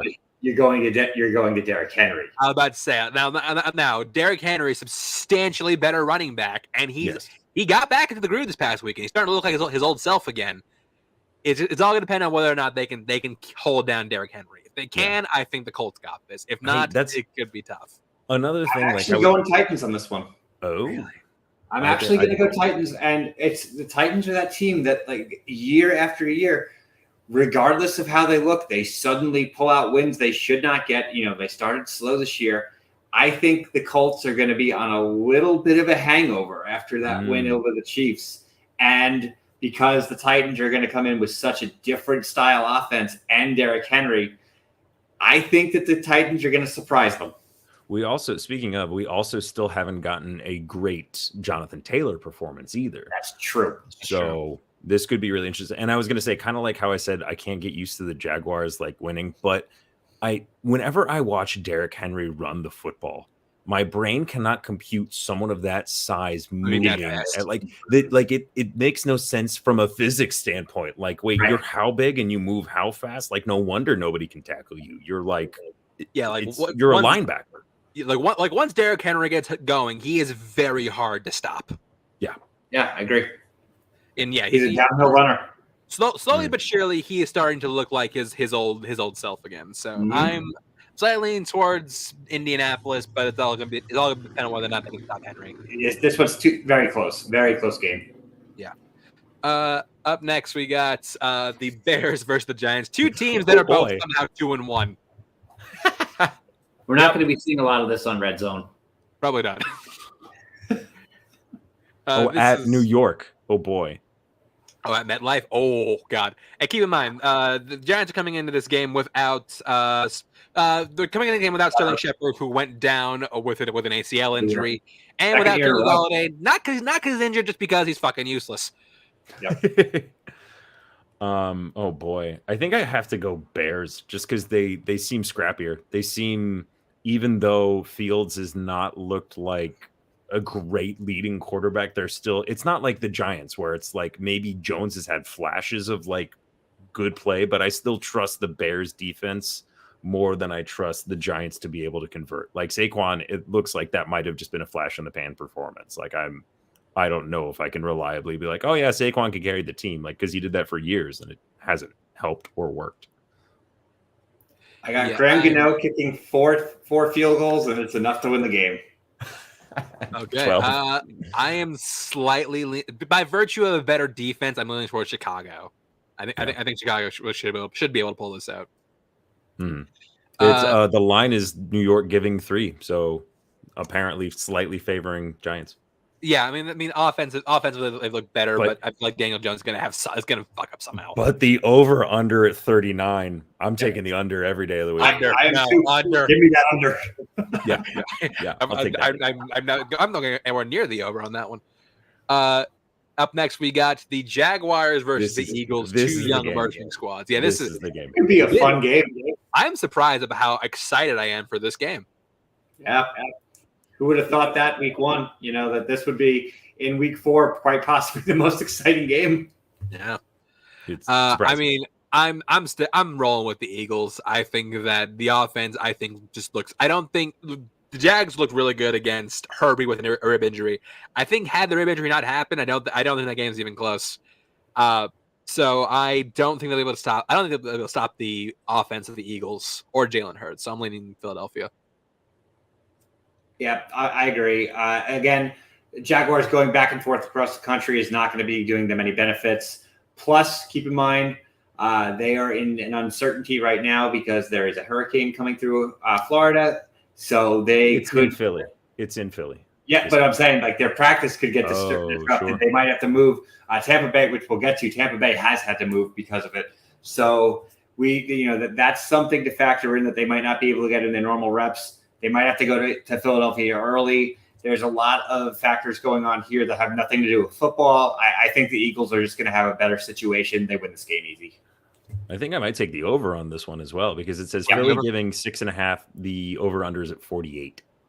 I like the over. Yeah, but I same with you guys. I'm going Eagles. Now, another game. This is a game I'm watching with great interest. You got the Bills taking on the Ravens. The other potential game of the week. Yeah. I feel like one of these two has great potential to be game of the week. Mm-hmm. I would lean more towards this one just because, you have arguably two of the best dual threat quarterbacks in the league right now. Definitely two of the three. Yes. Absolutely. Like I said earlier, I think that if the Ravens can play off of what Miami did and make the offense solely Josh Allen dependent, I think they win this game. But I am leaning slightly towards the Bills. The Ravens defense they've gotten turnovers, but they've put up a lot of points. Yeah. With the exception of the Jets game, they've let up points both other times, and they were against Miami, who just went on fire, but against New England, who has one of the most stagnant offenses in the league. They gave up what was I forget the score, but New England put up numbers against the Ravens that historically they 26. should not have. 26. Yeah, 26. So New England put up 26 on the Ravens. With Matt what Jones. are the Bills going to put up? I just don't know. Again, this is going to be a high-scoring game. I definitely think both teams are going to put a lot on the board. I'm going to go the Bills slightly. And that was go to the end. That was also in New England, by the way. Yeah, that is true. So this is at Baltimore. I think I go Bills. I have my sister's husband, massive Ravens fan. So I think I have to go Bills slightly as well. I think what you're saying brings up a lot of good points, where if they can force Josh Allen to be, it also depends on how, if Diggs is back, if he's not seriously injured. Diggs is not in the game. That could change my. It's a massive factor. The Ravens, Lamar has done a very good job. Lamar is one of those quarterbacks he's able to turn a weapon into anyone around him. Nobody saw Duvernay being one of the best receivers in the league right now. And Mark Andrews is basically uncoverable unless you're soft starter. Exactly. You can make an argument he's the best tight end in the league, depending on how Kelsey's playing. So it's at Baltimore. I personally want to see the Bills to win because, like I said, they're becoming my favorite team. But and that's actually, I am going to go Bills too, because I bet they're going to come into Baltimore pissed off. They are not going to be happy about that Miami game. And that's the thing. If they can bounce back and they can turn that around, if they come in and make the Ravens 2-2, then you're going to see that happen to whoever plays the Ravens next week. So I think if the Bills come in angry, they got this. But again, this line right now is Buffalo giving 3, but over under at 52. And I think the Bills actually might have a better D than I think the Bills might have a better D than New England. Oh, the New England, yes, I would agree. Oh yeah, definitely. Yeah. 100%. So I don't know if the Ravens are going to be able to put up 37, 38 like they did. This Yeah, past so week. it's all gonna be dependent on like what the defense can do. The Buffalo's gotta be able to contain Lamar, and then Buffalo's gonna be able to contain Lamar, and then the Ravens gonna be able to make Josh Allen have to do everything, because that's when the Bills falter the most. Yeah. Up next, we got a game that's bizarrely must win. It's the Chargers versus the Texans. Keep in mind, the Texans upended this team last year. That's true. I don't remember. Yeah, I think they remember like 40 points. Oh my god. Yeah, the Texans. That was one of their surprising games that knocked them out of consideration for the top pick. So this is funny to me mostly because everyone and their mother, like all the conversations I had about, especially the AFC West, like they're all like, "Oh, Chargers have got it locked up," and I'm like, "You do know Mahomes is still a quarterback in Kansas City, right? Like as long as you do know the Chargers, right? Yeah, well, not necessarily, not even that. Like they're always like, "No, the Chargers are going to win it easily," and I'm like, I know Herbert's hurt, but it's like they're getting called out kind of early, and like not this is I'm going to say all this, but then still pick them to win because who is on the Texans right now? Texans. Like even though it's in Texas, I'm still like, no, the Chargers I think could come in with like 2 broken knees on 5 of their players and still somehow pull out a win out of this game. So the Chargers defense is more than enough to push back on the Texans offense. I don't see this being a game at all. But I think it'll be more interesting than we're thinking. Like, but I mean, again, it depends on what. Well, it's also something we've talked about, the injury the Chargers are going through right now. Right. Because, Keenan Allen's still questionable for the game. J.T. Jackson might be out. Corey Linsley might be out. Rashawn Slater's confirmed to be out for the year with bicep. That's the big one. Which is a big loss for them on the left tackle position. They already can't run the ball, and now you're losing your best offensive tackle. Yeah. Is Bosa out as well? Bosa's still playing. He's playing. Maybe I was thinking of his brother, or I thought I heard one of them got injured. Maybe I was wrong. But yeah, so like they're getting a little prematurely wrecked by injuries. I still take them over the Texans because it is the Texans. Because it's the Texans. They need this game right now. This is like the perfect game for them with the situation they're in at the moment. Yeah. Up next, we got 2 teams who are evenly matched, but also kind of not. We got the Cardinals versus the Panthers. Oh my god! On paper, it should be the Cardinals pretty easily, but they for some reason cannot beat this team. Yeah, they never won in Carolina, or I think they've lost to this team like in their last like 6 meetings. Yeah. We didn't mention. I'll just real briefly, like the last one, it was Chargers giving 5 points and over and under of 44. I think it's an under, and I think the Chargers win. This one, so this is interesting because right now it says over under 42.5, and Carolina giving 1.5. Do not bet on this game. No, I would say this would be a fun game for like prop bets where you just pull out some ridiculous shit, but I would not be surprised. This is a make or break game for me for the Cardinals. If you want to show who your team could be, I don't even know if they get any receivers back. I know Hopkins was like a 5 or 6 games. He's still not back. So is Green going to make it back, or do we even know? Let me see. I know he was hurt right for now, this past year. That's a good question, actually. Let's see. Green is listed as still questionable. Still questionable. So you're relying on Hollywood Brown and Dortch. Hollywood Brown show. But that's the thing. To me, this has the makings of a classic Baker Mayfield game where he just beats the shit out of you out of nowhere, especially at home. Like, I would not be surprised to see the Panthers win. I thought I was exaggerating, but it turns out I was right. In their last 6 meetings versus the Panthers, the Cardinals have lost every time. Oh my god! They have not beaten this team since 2013. That's impressive. They made 2021 Cam Newton look like 2012 Cam Newton last year. I think it's the Panthers. I'm going upset. Even though the line says they're supposed to win. Yeah. With the way the Cardinals have been playing, I'm going to still go Cardinals on this one. I think Kyler has more chance to will his team to victory than Baker. It's going to be a terrible game. Ugly football. Yeah. It really will. Schoolyard football in this game. It's going to be awful to watch. Again, unless you can get McCaffrey going. It's all about some of these weapons, like really showing. Watch this be the game where he gets hurt. Right. It's coming. Yeah, it's gonna happen. Like, injuries with McCaffrey are not a question; they are an explanation. It's point. a win, not an if, but a win. But we should be like betting on what game it's going to happen. Oh, We should, actually. that's an awful prop bet. I don't want to be the guy making that prop bet. But you're probably guaranteed to make some money on it. Some at least. Over under week 6.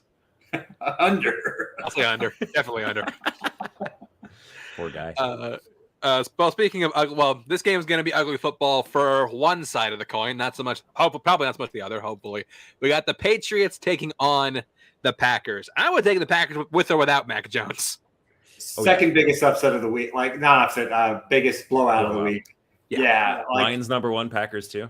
Yeah, I think the this is a game that Aaron Rodgers might be sitting down in the third quarter just because they're up by that much. Sure, I agree. Yeah, we might see Jordan Love halfway through this game. I think there's a chance of it. This is Mac no Jones, brainer. Mac Jones being hurt. If you get Aaron Jones going, 2 touchdowns at least. Yeah, it's over under 40.5. Green Bay giving 10. Yep. I think we're. And I think I would actually take the Green Bay, even though they're giving. I think I'd still take Green Bay with that. Mm-hmm. Up next, we got the battle of probably should be fired coaches. Broncos versus the Raiders. How are you going to fire a coach with 2 wins after 3 games? I mean, yeah, that's fair. I said probably should be fired. Yeah, Won't right. be fired, but probably should be. Just for the job he's done. This is going to be the sloppy football but stupid high-scoring game. I have just a gut feeling. I don't know why. It's going to be another bad game. A lot of just terrible play calling, but somehow in the fourth quarter, both teams are all of a sudden going to put points on the board miraculously. I'll go Raiders just because it's in Vegas, but not happy about it. Yeah, I'm very close on this one. I'm leaning slightly towards the Raiders, but I have no confidence in that bet. It not is this one. So over under 45.5. Vegas giving 2.5. So again, very close. The Raiders, over might be a good bet on this one, honestly. I haven't seen much out of Broncos either one of the Raiders have, though. The Raiders have put up points. They've just lost spectacularly well. And I'm also thinking about the defenses because I feel like there's not much remarkable about either one of these defenses, but the offensives have also been very anemic and not like really like the Broncos. This is gonna be a test for the Broncos team because I've always thought they had a really good defense, just like the offense is where they've struggled. And this is easily the best offensive unit they're gonna be playing this year so far. And especially if they get Renfro back, if Hollins can perform at a fraction of what he did this past weekend, and you can get out because Adams was shut down this past weekend. So that's 2 weeks. Yeah. So he's had one great performance. So the Adams bounce back game could be eminent this week. And that could be where you're getting most of your points from. So I think if McDaniels wants to keep his job, Raiders win. Yeah, there's desperation on the Raiders. I think they got this, but not handily, but they win it. They somehow pull it off. Sunday night primetime, we got the Chiefs versus the Buccaneers. Preseason, this looked like one of the games of the year, and right now I have very little interest in it. Right? Yeah. I mean, if Brady continues his streak of being able to do fuck all with the ball, then I think the Chiefs are going to run away with this one. Does he have any of his receivers back? Does he have any of those 3 that I mentioned earlier? And that's a huge factor. If he doesn't, the Chiefs win. He'll have Evans. He'll have Evans back. Yeah, Evans will be back. Godwin, maybe. I don't know about Jones. Yeah. Godwin looks better than Jones, I think. That at least makes it more of a game. Because especially because Mahomes isn't even outside of Kelsey, the new acquisitions, Smith-Schuster has not been panning out. Valdez-Scantling has not been panning out. Their receivers don't look great. Yeah, and that's the thing right now. It's Kansas City giving 2 and over and under at 45. Had they had the receiving core from last year, I think the over under is 60.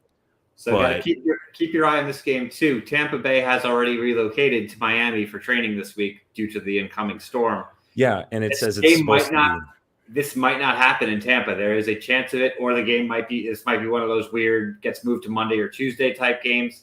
Yeah. This is one that you got to monitor right now because of, outside situations. That's a great. The storm is supposed to hit the Tampa area overnight tomorrow night. So hard to say because with the flooding and stuff that is kind of expected in the Tampa area, this game could be either played elsewhere or moved to a different night. So you got to keep that in mind. I think the Chiefs will come into this slightly more prepared because obviously they're not in the area. I got the Chiefs. Both teams coming off a loss. Yeah, That's true. So I in this one. I think Chiefs as well. And lastly, Monday night we got. Remember this was the best division of football. NFC West, Rams versus the 49ers. Tell you what, I know that the Rams notoriously struggle against the Niners during the regular season. They do, but I will raise you a counterpoint. Not that play. This one. if this, I can't think of a bigger microcosm for Jimmy G than this play right here. If we get this Jimmy G again, I think this is a good bounce back game for the Rams. I'm taking LA. Yeah, I like LA in this one too. The 49ers have really, they're one of the teams that's been hit by the most injuries right now. The Rams there's too much talent on the Rams for them not to put this together. If they don't at some point, there's bigger issues to be said. But Cooper Kupp he's going to be the best player on that football field on both teams. And with him on the field, he's going to put up 150 to 200 yards himself and probably 1 or 2 touchdowns. And I don't even know if the 49ers are going to be able to put up more than like 13. I got the Rams. The only reason I don't necessarily agree with that is because Deebo Samuel's on the other team. Well, I'll give you that. So if they can, Deebo hasn't done much with Jimmy G yet. No, not yet. But they did when before That's Lance true. really came on. Yeah, like when those two were clicking, it was scary. And not to mention Kittle is back as well. Right, So- Kittle being back is interesting. Well, he definitely didn't look 100% the other night. Yeah. Like he's coming back. He's there, but he's not there. And if he's back to his normal self, then sure, I'll give you that. The Rams finally the other night did look like they were able to get a little bit on the ground game going in the second half of the game. At long last. If they can continue to do that, the team will take strides forward. Higbee is starting to also look like he's going to be a bigger part of the offense. They seem to have gotten screens back to him. That was interesting. Yeah. I was just bringing up points. I don't disagree with you. I actually would take the Rams as well, even though over unders at 42, and it says San Francisco giving 2.5, and I'm like, Ooh. So technically, we're picking upsets, but I still think it's Rams as well. Yeah, I got the Rams in this one. If they're getting points, I like that. I think a lot of it is going to depend on Stafford and whether or not he can not throw multiple picks. Yeah. They got the extra night to prepare. Having the Monday night game for the Rams is a very good thing this week, I think. Yeah. Giving them the extra time, and maybe they'll be able to fix out their issues with Allen Robinson. The 49ers, they're going to be one of those teams. They're going to be tough to pick for or against most games this season because they are like the definition of what I thought the Dolphins were going to be, where any given game they can win or lose, and you're never going to say anything with certainty about them, especially in a division game. But I still got the Rams, but not a blowout, but the Rams win. And that's going to do it for our picks for next week. Dan, thank you so much for joining us, man. Where can people find you? Thanks for having me. This is the thing right there. You can find me on most social medias at Dan Nye. All right. Mike, anything you want to plug before you head out? As usual, Wednesday night, you can find me on What the Show. I will be there tomorrow, pending that I have power, because as I've mentioned, there is a hurricane coming through, and right around the time of What the Show is about when it's supposed to hit us. So I may or may not be on the show tomorrow. And you can find my Twitter, Instagram, ChanceWars_91. Check out my podcast, Notorious by Chance. We're in the middle of Wilder Month. Our episode on Sunset Boulevard just dropped the other day. Go take a listen to that. And coming forward on this channel this week, PJ Campbell Show, we are doing our top 12 family horror films. We're basically in spooky season already, but we are already firmly in it on the show. And we're going to have a lot of really fun episodes coming forward down the pipeline. And you can find us on this show every Tuesday, 6 p.m. Pacific Standard Time. And that's going to do it for us. Thank you for watching, and we will see you next week.